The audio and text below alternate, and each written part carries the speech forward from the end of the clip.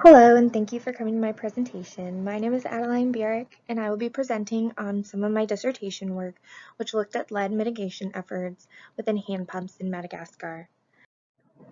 Lead has been used in a wide variety of products, including leaded gasoline, pipes, paint, cosmetics, and many other things, and we're concerned about this usage because the uptake of lead into the body can cause a wide variety of health implications, especially to children under the age of 6, and most notably things such as IQ loss.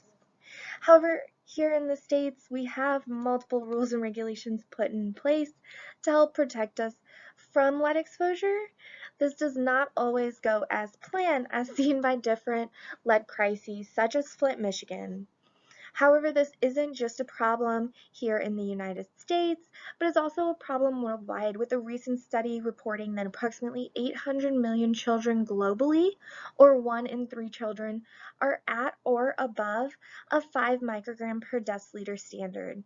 And this actually disproportionately impacts low and middle income countries due to pre-existing vulnerabilities such as malnutrition and a lack of knowledge and other harmful impacts. One LMIC impacted is Madagascar, which is where my research is based.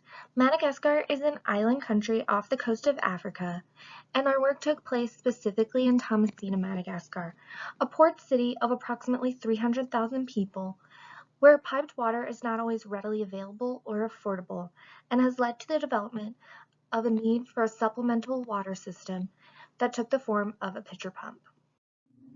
Pitcher pumps are locally manufactured and installed and are an affordable and reliable option that supply all or part of a family's water needs.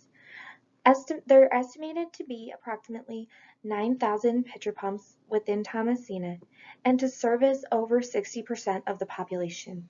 However, they don't come without the risk of contaminations, and one of those comes from the usage of lead within the manufacturing of the pump. These pumps consist of a shallow ground well with a pump on top and are traditionally manufactured with leaded components in the piston and foot valve.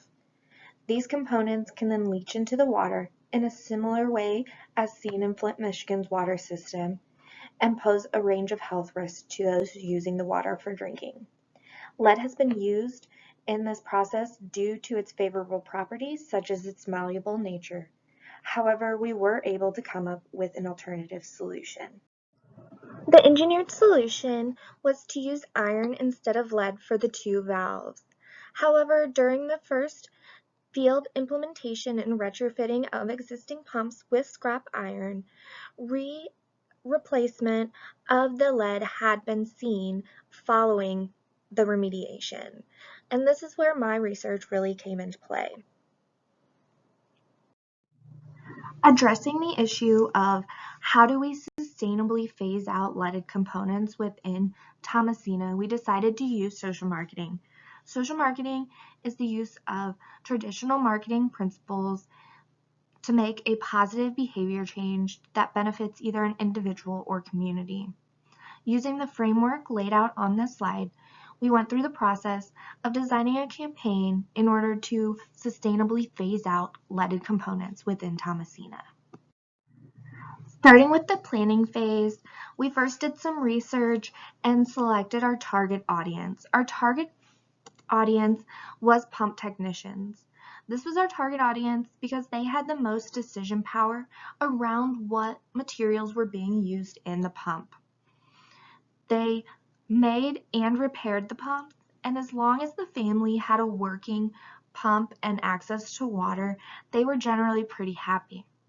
Second, this was a nice group because we estimated that there was approximately 50 technicians in the area, so we had faith that we could reach a majority of the audience to make a more impactful difference. And the difference that we wanted was a behavior change shift in which they went to using non-leaded components in the construction and repair of the pump. Strategy development, where we developed our 4 Ps, the product, price, place, and promotion strategy. For the product, we wanted non-leaded pumps. We also had materials that were branded in order to help carry this message through and aid the technicians. And during our formative research, one of the big things we wanted to give to the technicians was this sense of belonging and being an innovator and expert in their field and being professional. So those were really key benefits that we wanted our campaign to offer.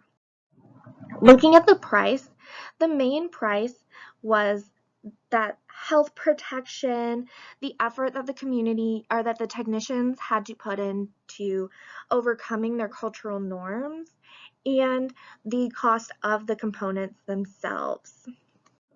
For place, we knew that the technicians were going to their workshops. We had word of mouth. We had this idea of doing trainings and information sessions. So these are all places where we could interact with our target audience of technicians.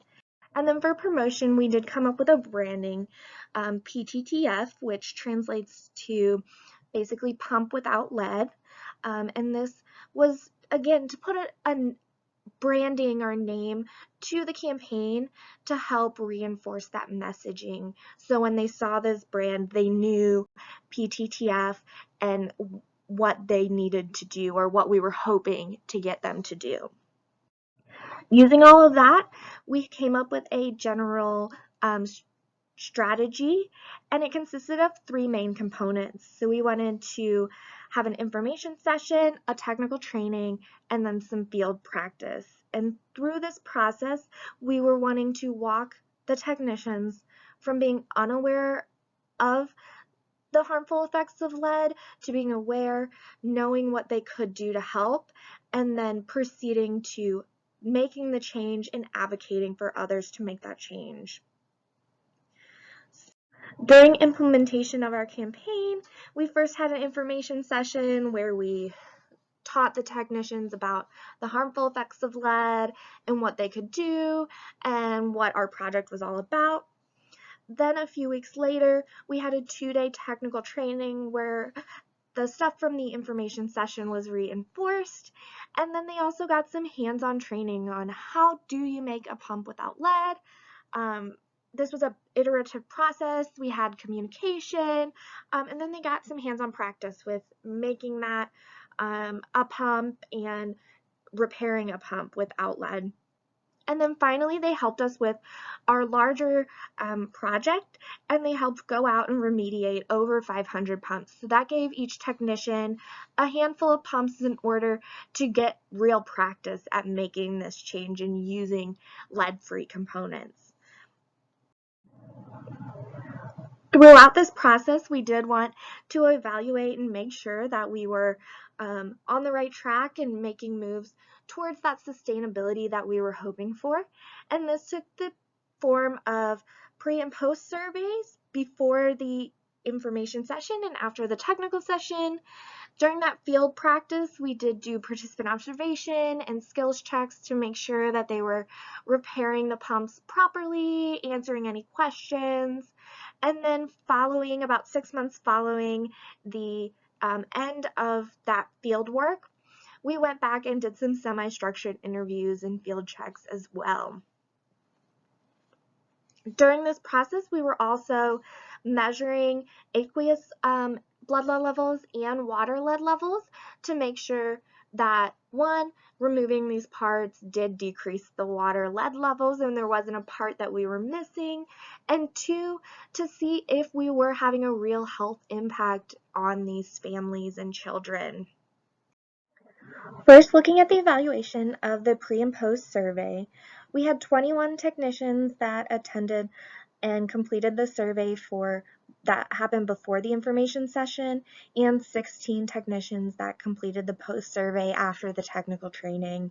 From these, we did see an increase in the technicians that were reporting to never use lead in their pitcher pumps, their ability to identify lead within existing pumps, and the ability to manufacture a pump without lead. So these were all positive indications that the message was being received and the technicians did understand how to identify and make a pump without lead.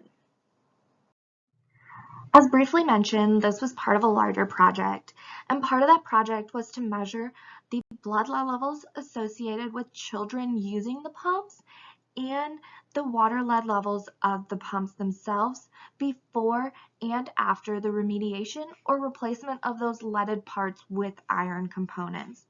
During this process, we were able to see a decrease in aqueous lead levels, and this showed that by removing those two leaded components, we were decreasing the exposure, and in most pumps, it was to a non-detectable level. Within the measured blood lead levels of children associated with the pumps, so children that were using that pump water for drinking or their family was using it for cooking, we did see decreases in their blood level from before to after the remediation, showing that we were likely able to have a positive impact on the health of these children. Looking at the results from the final interviews that we did, that post-survey, we conducted this post-survey with 11 of the technicians about 6 months after the completion of the field work. And of those, we did see that all of the technicians felt confident in their ability to identify lead and comfortable making lead-free pumps. However, most of the technicians did indicate that they are still using iron or steel and don't use any lead in the pumps, there were a lot of phrases that were being used, such as try or things like that. For instance, such as this quote here on the slide, "If it's about the valves, I always use iron. I don't use lead anymore. Only sometimes. Clients don't want to remove their lead in the pump, and I'm obligated to put it back in." So this indicates that the education of the community and the families does come into play at a certain point, because the technicians know that they should not be using lead. However, they're not going to go against the customer's wishes if it's going to lose them that job. And so it speaks to a need for, one, education on the client's part and the general community, but also one thing that we saw this summer while I was over there doing some work was that the technicians are also really interested in the role that they can play and what education we can give them on how to carry on that message or those interpersonal skills and building that so that they can help give that message to the client in a more understanding way in order to make sure that they don't put that lead back into their pump. So the next steps are some of those campaigns, just making sure that we do give that further education and looking at some of the other issues within the pump and water systems. And that was some of the work that we started on this summer with an IRIS grant and students. With the lead itself, the community education also comes into play because there are other industries in Madagascar and Tomasina, such as the fishing industry, which you can see in the photo in the middle, where they're using lead and hammering it down onto their nets to use as fishing weights. So there's a lot of work that still needs to be done. However, we did see some positive changes through our project. I do want to point out there are a few papers that have a lot more information. We have a few more in the works that are currently under review or being written up. So there's more information if you are interested. As always, I want to thank all of the funding partners. This is a large project, and we couldn't have done it without all of the different funding agencies. Along with that, it was also a very large team, and this was implemented over COVID, so I was not personally able to be in the field during the project, so we remotely trained and implemented the project with local partners, and we are super grateful for that ability to do that. And lastly, if there are any questions, definitely feel free to contact me by email here on the screen, or I'm on LinkedIn and different things as well. And I am happy to answer any questions. Thank you so much.